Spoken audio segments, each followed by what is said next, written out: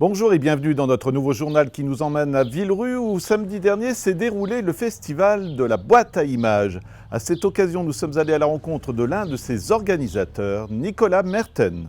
C'est la première, je vais simplement vous demander l'origine de ce festival, tout simplement. Alors, c'est la première, mais c'est surtout l'édition 0.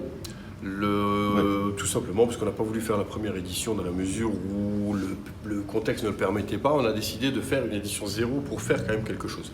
Et donc l'origine du projet, c'est tout simplement, c'est une passion pour le cinéma.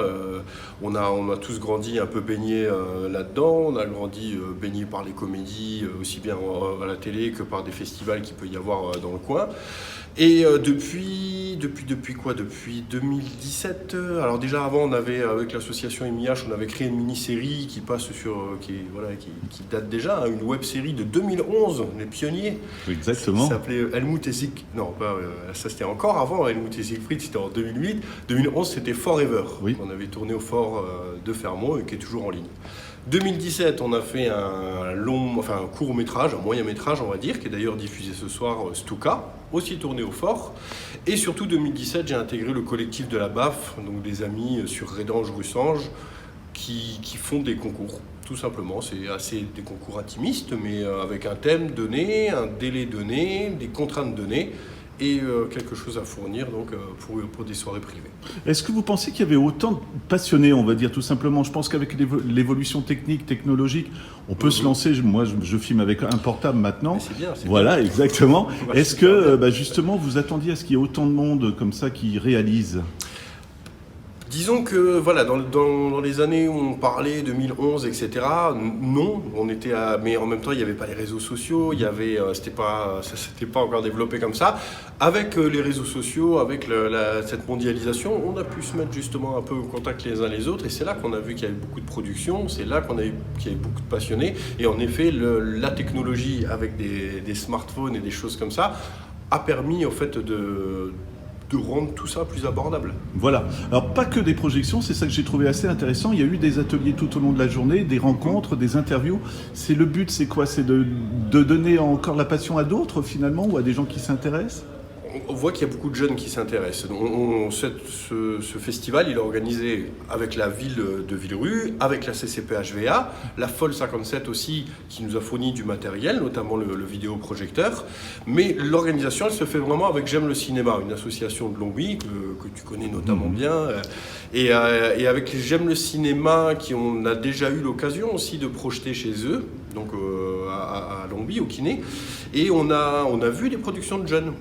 On a vu des productions de jeunes de Longwy, de Mont-Saint-Martin, des coins, donc des ateliers qui se sont faits. D'ailleurs, ce soir, on a un film qui est justement en relation avec eux, Maxime Simone, qui est aussi un cinéaste du coin, et donc des jeunes du lycée Alfred Mézières qui ont fait quelque chose, et c'est la première diffusion ce soir. Donc en effet, on a voulu, avec monsieur le maire Pierre-Yves Spisac, faire quelque chose aussi en direction de la jeunesse. S'il n'y avait pas eu ce contexte de Covid, on aurait fait encore plus. On nous serait servi de la gare routière.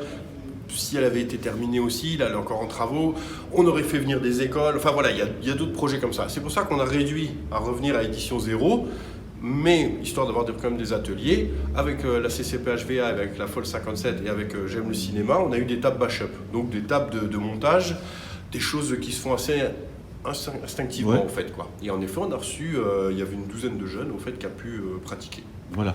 Une quinzaine de courts-métrages présentés. Là aussi, encore une fois, c'est impressionnant, quoi. Je veux dire, il y a du boulot en plus, parce qu'on peut en parler un peu plus concrètement. C'est vraiment de la réalisation, il y a du scénario, il y a du montage, de la musique, tout, clairement, quoi. Oui, quoi. En fait, le truc, c'est qu'on était parti donc sur, on s'était laissé une plage horaire, donc encore une fois, Covid, et donc restrictions horaires, donc forcément finir à 21h, on s'était mis jusqu'à 20h30. Donc on a pris la plage 18h, 20h30, en se disant bon. On parlera peut-être entre les... Mais en fait, non, on ne parle pas entre les courts-métrages parce qu'on a 2h18, je crois, de projection. Donc on a fait une courte introduction et on a tout envoyé un peu les uns les autres en faisant à chaque fois une petite plage de 5 secondes, histoire que les gens puissent reprendre leur esprit. Mais en effet, c'est des vrais courts-métrages. J'entends par là des vrais courts-métrages, qu'il y a des équipes derrière, il y a des gens qui se sont mis au son, qui se sont mis vraiment au grip, donc à la caméra, qui se sont mis au montage, parce qu'il y a un gros taf de montage, il y a des acteurs, il y a de l'éclairage, donc oui, en effet, c'est vraiment du vrai travail. On a été un peu impressionné, en effet, de recevoir autant de personnes. Qui plus est, pour l'instant, comme on est avec cette édition 0, on est resté assez local, c'est que des gens finalement du cru, du coin. On va jusqu'à Thionville, Metz, mais sinon c'est c'est de la production locale, et donc je dis que dans le Grand Est, il y a encore, je pense, beaucoup à explorer au niveau du court-métrage. Tu disais juste avant qu'on tourne, 80 personnes qui sont présentes ici concrètement. C'est un bon chiffre aussi pour une édition 0, moi je dirais. Oui, on a commencé là donc avec une 10, 15, 20 personnes au fait, qui sont venues aux ateliers. Ça a continué à venir. À un moment, on était 60, il y a encore des gens qui sont arrivés. Donc on est arrivé à peu près 80 personnes. Ce qui est bien en effet, parce qu'on ne pensait pas, en fonction de tout ce contexte-là, que les gens allaient forcément ressortir tout de suite. On est un des premiers événements qui recommence là, suite à la réouverture un petit peu de tout. On a la chance de pouvoir faire en position cinéma, parce que jusqu'au 10-12 mai, c'était encore flou tout ça, quoi. Donc après, bien sûr, on a des rangées qui sont vachement espacées, c'est-à-dire on a 2 mètres entre les rangées, on laisse 2 places entre les personnes, tout le monde porte un masque, gel hydraulique, etc. Mais en effet, on ne s'attendait pas forcément. Moi, je me disais 50 personnes, ça serait déjà bien. Donc là, mission accomplie. Édition 1, alors du coup, objectif? Alors, édition 1, déjà, elle est déjà programmée. Samedi 29 mai 2022. Je refais, samedi 29 mai 2022. Et là, on a déjà lancé des partenariats. Je préfère pas forcément dire ou dévoiler, parce que c'est encore en cours, mais des partenariats avec des radios du coin, des partenariats avec d'autres partenaires institutionnels, d'autres chaînes. Rive 54, tout est bienvenu. Si tu as besoin, on est là. Avec plaisir. Et donc oui, en fait, on va en espérant que le contexte de 2022 soit différent. Si on peut faire une vraie édition, là, ça sera assez différent. En fait, on pourra vraiment proposer des choses, on pourra faire des sélections. On avait déjà cette année quelque chose qui a été annulé, travailler avec la CCP-HVA, c'est-à-dire avec l'Arche.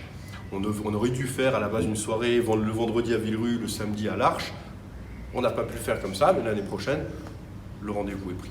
Voilà. Est-ce qu'on peut lancer un appel, si je dis comme ça, des gens qui ont envie de faire du court-métrage, qui commencent à y penser et puis peut-être postuler l'année prochaine, quoi, tout simplement. Bien sûr. Nous, on mettra tout en ligne le moment venu. L'adresse, c'est www.asmi, donc c'est association MIH, A2SMIH.com. Et de toute façon, une fois cette édition finie, on va faire une espèce de petit bilan photo, etc. Et hop, on repartira directement sur l'édition de l'an prochain. Donc en effet, tenez-vous au courant. Et voilà, et juste parce que moi je suis vraiment curieux, les sujets qui étaient abordés dans les courts-métrages, il y a tout C'était très vaste. Là, c'était vraiment très vaste. La seule catégorie qu'on avait exclue, mais c'était le documentaire. Oui. Parce qu'il y a déjà des festivals, il y a des choses comme ça. Donc, c'est documentaire, reportage, on ne prenait pas. Mais sinon, les sujets ont été très vastes. D'ailleurs, un truc qu'on a remarqué, tout simplement, et l'année prochaine, on y pense déjà, c'est qu'il y a eu beaucoup de clips. Il y a beaucoup de clips du coin, de gens vraiment du coin qui ont fait des clips. Du coup, on a passé déjà ça, avant la séance de 18h, on a fait passer les clips. On se dit, ça peut être une bonne catégorie. Mais c'est très varié. Il y a du comique, il y a du tragique, il y a presque du vécu, apparemment, de ce qu'on nous a dit. Et donc, c'est vraiment très varié. Voilà, et toute dernière remarque. Premier festival dans le coin, on va dire, alors je le dis toujours, sorti tout doucement de la pandémie. Il doit y avoir un sentiment de fierté ou de joie quand même quand on peut créer quelque chose. Il y a plein de gens qui participent à ce festival. Si la fierté, elle est là, c'est ça. C'est la fierté d'avoir des gens qui se réunissent, d'avoir des gens qui ont une volonté de faire bouger le coin, qui ont une volonté sincère de promouvoir la culture, de promouvoir du court-métrage, sans autre arrière-pensée. Et du coup, c'est cette fierté de pouvoir rassembler en tout cas des gens, mais on en est tous fiers. Et la joie, oui, en effet, c'est de pouvoir le tenir. C'était important, on ne voulait pas que 2021 soit une année blanche. On ne le voulait pas. Voilà, c'est la fin de notre journal. Merci de l'avoir suivi et à très bientôt.